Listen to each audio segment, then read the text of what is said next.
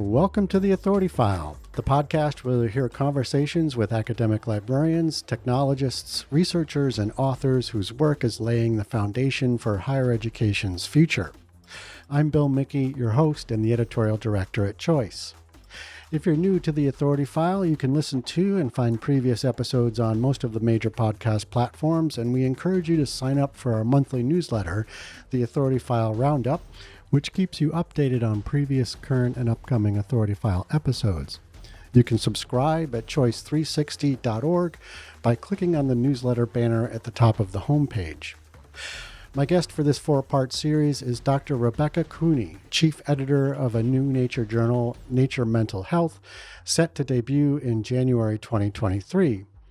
Dr. Cooney and I discuss health equity in mental health, what that looks like from a clinical perspective as well as an academic one, and how the new journal will be addressing that across its entire editorial production process. This series is brought to you with support from Springer Nature. In this final episode of our series, we discuss the dynamic of open access and subscription models in the context of equity in academic publishing, how this impacts the roles of librarians, and why mental health is considered the last frontier.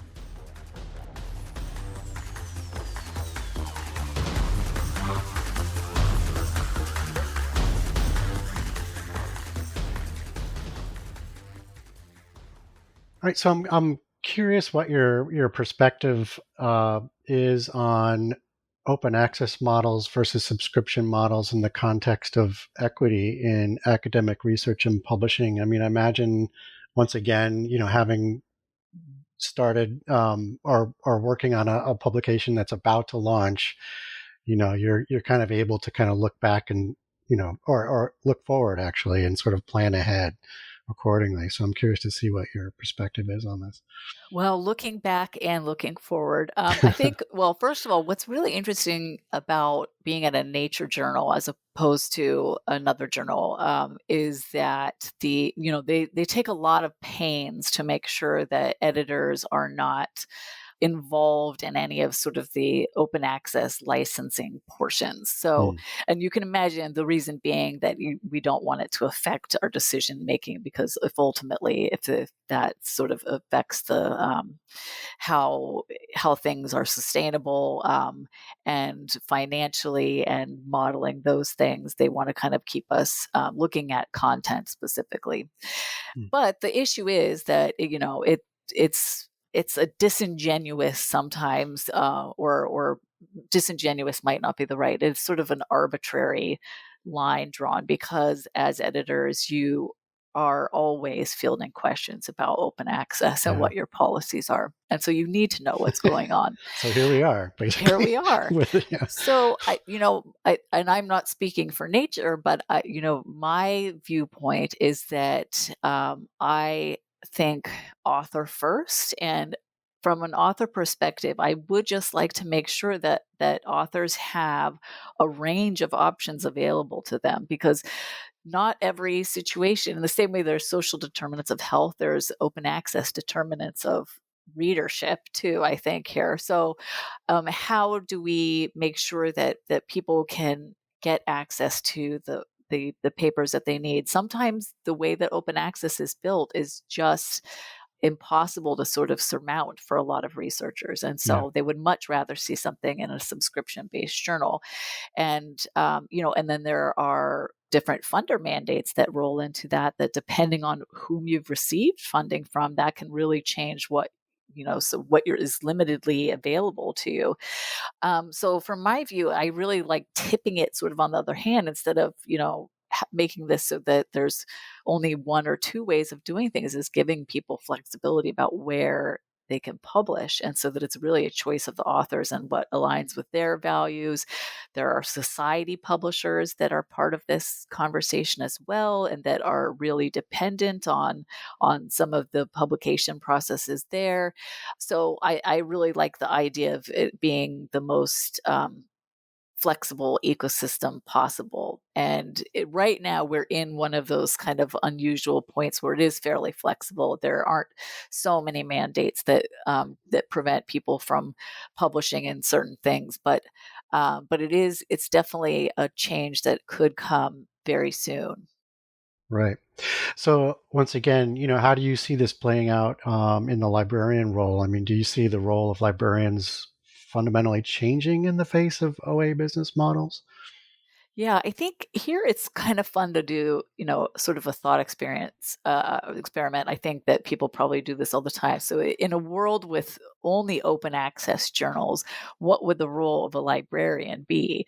And there, I think it's a really extreme version of how much librarians may have to pivot to really adapt to a system that could be overwhelming, Hmm. because there is so much to journals that are subscription based, society journals, and so forth, where there is a lot of editorializing, there is a lot of front half development and trying to weave connections between the types of papers, or to have sort of funding to support different types of webinars, or to bring experts together.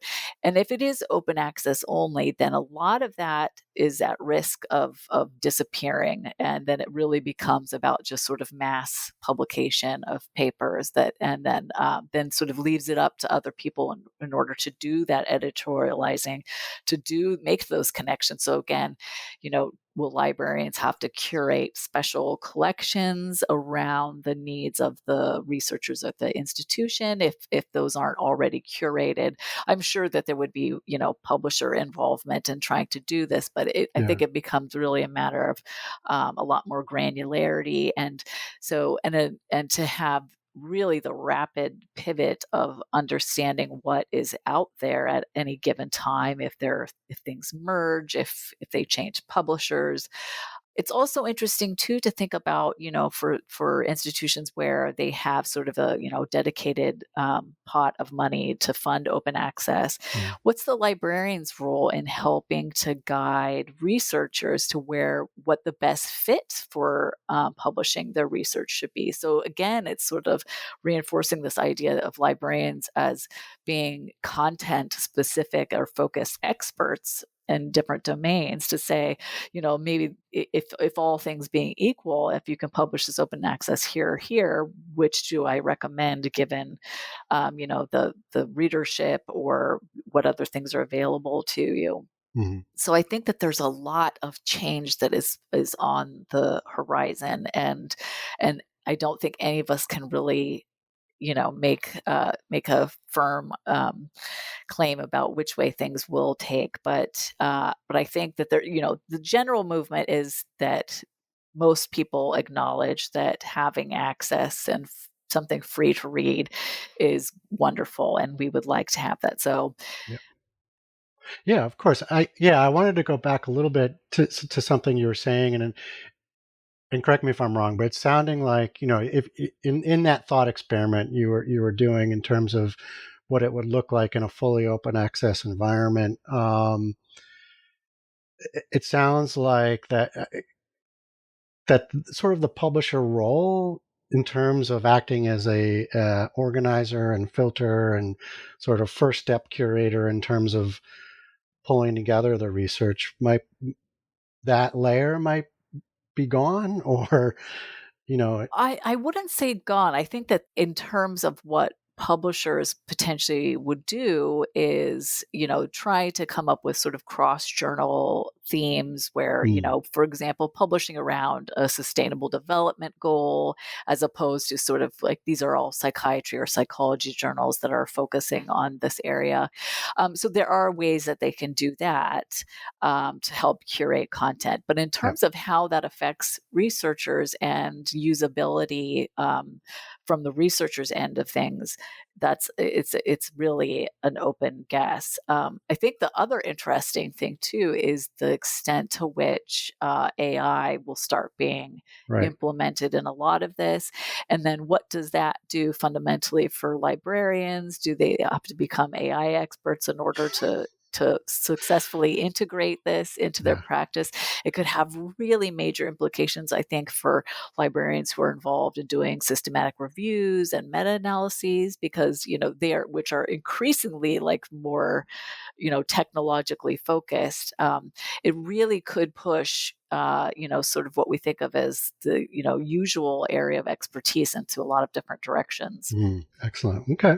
So, I forget where this came from. I think it might be something you said in an earlier conversation, but the most diverse publishing ecosystem is the one that is friendliest to authors. And you talked a little bit about this in the previous episode, but I'm wondering if you can elaborate on, you know, what is a quote, friendly ecosystem to authors? Like, what does that look like?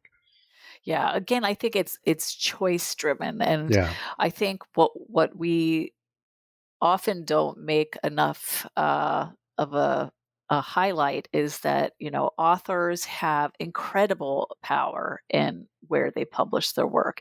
And Mm. it's sort of like when you're on an airplane and they say, we know you could choose from, X, Y, and Z airlines, but thank you for flying with us today. It is very much analogous, I think, to the publishing process. There are, nuances to that. For example, there are certain journals that, a very specific readership is tapped into, and that's where they aim to publish. But for, the emergence of a lot of the open access titles, it's a bit more diffuse, Yeah. and the categories are a little bit more fuzzy. But for somebody who is trying to decide where to send their work, having the ability to have multiple options for any given paper is really what I think is a better ideal than just necessarily to make something open access. And then, the financial repercussions for that too are, sure, yes, they have lots of power, but they also have sort of consumer power in Yeah. order to participate in it. Okay, excellent. So you've described mental health as a quote last frontier. Can you expand on that sentiment? How do we make the field less of a mystery to the general public? I think it's a last frontier because, again, sort of people defining it as a fundamental human right Mm. is a really important idea to get behind, and also that mental health is something that everyone has. It's common to all of us in how it is affected by various forces, whether biologically, physiologically, by social determinants of health. We all have the capacity to have our mental health sort of formed by our surroundings, and so I think it's the last frontier, in that it really invites a more nuanced approach to how we look at work that affects mental health, and to broaden that sort of field. So, we realize that when we have sort of massive public health crises like the pandemic, that can affect mental health very broadly. It can also affect, individuals very acutely. But understanding that there's an interplay between these sort of high level and very public sort of events and the sort of private and emotional experience of wellness. And I think the other really important part of this is that, just as it hasn't been really familiarized as something that everyone has, is to consider the role that stigma plays still in whether or not things are discussed. And actually, interestingly, on World Mental Health Day, I'm going to be doing a panel that's also targeted for librarians and information managers, and I have two librarians from academic universities who are going to talk a little bit about the roles that librarians have as sort of supporters of initiatives for, promoting and protecting mental health. And a lot of that has to do with getting rid of barriers of stigma. And also, interestingly, I think, to content experts too. So, Mm. people who are really inculcated in, differences in sexuality and gender, and how that can affect, academic experiences.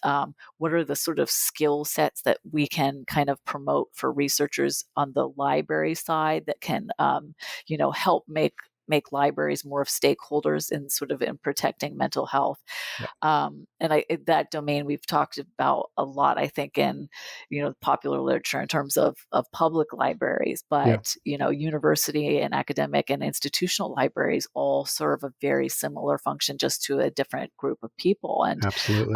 So I think, really trying to talk about mental health more and to normalize it and to kind of remove the stigma from it and to think of it as a continuum and something that is fundamentally, you're right to have protected by the place in which you work or where you go to school, is a good way of approaching it.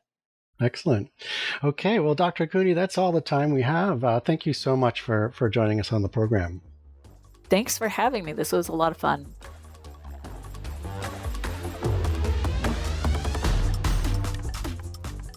You just heard from Dr. Rebecca Cooney, chief editor of a new Nature journal called Nature Mental Health. This series is brought to you with support from Springer Nature. As always, underwriting opportunities for the Authority File podcast are directed by Choice's advertising manager, Pam Marino, and all of our episodes are produced and edited by Choice's digital media producer, Sabrina Kofer, with support from digital media assistant, Ashley Roy. That's all for this week. Thanks for joining us.